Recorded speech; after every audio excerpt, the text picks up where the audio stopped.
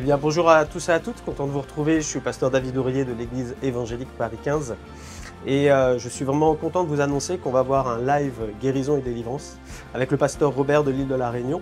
Ce jour-là, ce sera le 17 mai à 18h30, donc on vous donne rendez-vous afin que vous puissiez vous connecter ce jour-là. Et puis, eh bien, on priera pour les malades, on priera pour ceux qui en ont besoin et on croit réellement que le Seigneur va vous bénir et vous relever dans le nom de Jésus.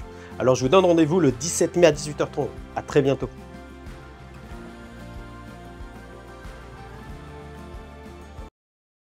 Et c'est un schéma qui est un cercle vicieux, ça recommence encore et encore. Donc la culpabilité, du coup, bah, qu'est-ce qu'on fait? On doute, du pardon, qu'on a déjà reçu, hein, mais on demande pardon encore une fois pour la même chose. Et puis après, bah, après on se sent mal, on perd notre paix. Il nous rappelle nos fautes et il désire vraiment l'accusateur désire vraiment que nous rentrions dans la culpabilité. Et le Seigneur lui veut nous rappeler qu'il nous pardonne quand on s'approche de lui avec un cœur repentant. C'est-à-dire qu'on veut vraiment renoncer à ce péché, se détourner de ce péché et pouvoir avancer en étant libéré de ce péché. Bonjour et bienvenue sur Vitamine J. Aujourd'hui, je suis heureuse de vous amener dans la méditation du jour et nous allons prendre ensemble le psaume 85 à partir du verset 2. Tu as été favorable à ton pays, ô Éternel, tu as ramené les captifs de Jacob, tu as pardonné l'iniquité de ton peuple, tu as couvert tous ses péchés. Tu as retiré toute ta fureur, tu es revenu de l'ardeur de ta colère. Amen. Tout l'Ancien Testament, c'est l'histoire du peuple d'Israël. Et c'est toujours une histoire qui se répète à travers les différents rois qu'il y a eu, que ce soit Israël ou Juda. Et donc, cette histoire se répète sous l'Ancienne Alliance, l'Alliance de la loi. Le peuple pêche, se détourne de Dieu, puis il fait face à des conséquences de son péché, à des calamités. Il réalise à ce moment-là bah, son adultère, qu'il s'est détourné de Dieu. Alors qu'est-ce qu'il fait? Il se repent et Dieu, bien sûr, pardonne. Il devait faire des sacrifices perpétuels d'animaux car il n'y a que le sang qui devait être répandu pour le pardon des péchés. Dans Habakkuk 1, verset 13, il est dit: «Tes yeux sont trop purs pour voir le mal, et tu ne peux pas regarder l'iniquité. C'est pourquoi il est parlé de couvert, mis hors de sa vue.»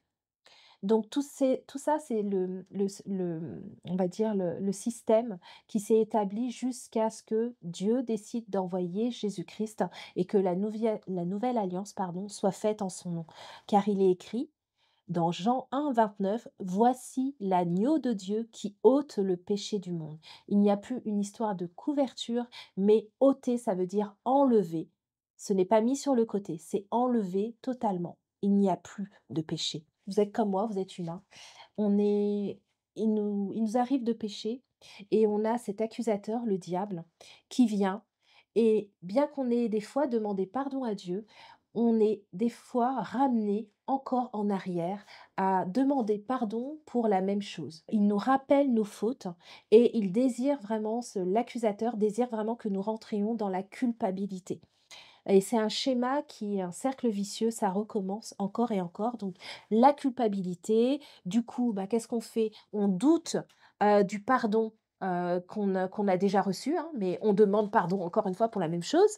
Et puis après, bah, après on se sent mal, on perd notre paix, on perd notre joie et le Seigneur, lui, veut nous rappeler qu'il nous pardonne quand on s'approche de lui avec un cœur repentant. C'est-à-dire qu'on veut vraiment renoncer à ce péché, se détourner de ce péché et pouvoir avancer en étant libéré de ce péché. Il est dit dans le livre de Michée au chapitre 7 verset 20: «Il ne garde pas sa colère à toujours, car il prend plaisir à la miséricorde. Il aura encore compassion de nous, il mettra sous ses pieds nos iniquités, tu jetteras au fond de la mer tous leurs péchés.» Amen. Nous avons encore cette déclaration qui veut nous rappeler que notre Seigneur ne garde pas les choses. Une fois que nous lui demandons pardon, il efface et on peut passer à autre chose. Et nous disons merci parce que nous sommes pardonnés des péchés, de ce que nous commettons chaque jour, même sans nous en apercevoir, sans nous rendre compte. Le Seigneur, quand on vient vers lui et qu'on demande pardon, il nous pardonne. Nous avons cette assurance et quelle grâce nous avons de pouvoir simplement nous approcher du Père et avoir cette certitude que nous sommes que notre robe est blanche, que nous sommes lavés et purifiés.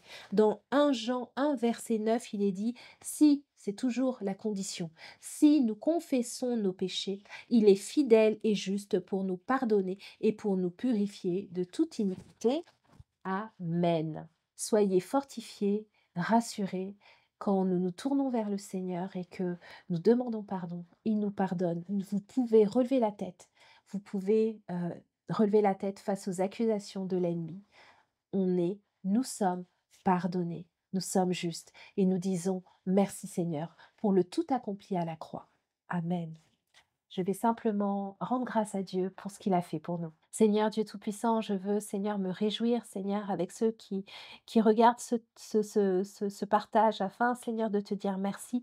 Merci, Seigneur, pour ce que tu as accompli. Merci, Seigneur, parce que nous pouvons dire à l'ennemi qui vient pour nous rappeler nos fautes, nous pouvons lui dire et lui citer la parole que nous sommes lavés, purifiés, que nos péchés sont effacés, jetés au fond de la mer et que nous n'avons plus rien à devoir. Nous te disons merci Seigneur pour le tout accompli à la croix. Merci Seigneur mon Dieu parce que tu nous aimes et c'est par amour que tu as accompli tout ça. Que ton nom encore soit glorifié. Au nom de Jésus, j'ai prié. Amen. Soyez bénis et bonne journée. À bientôt.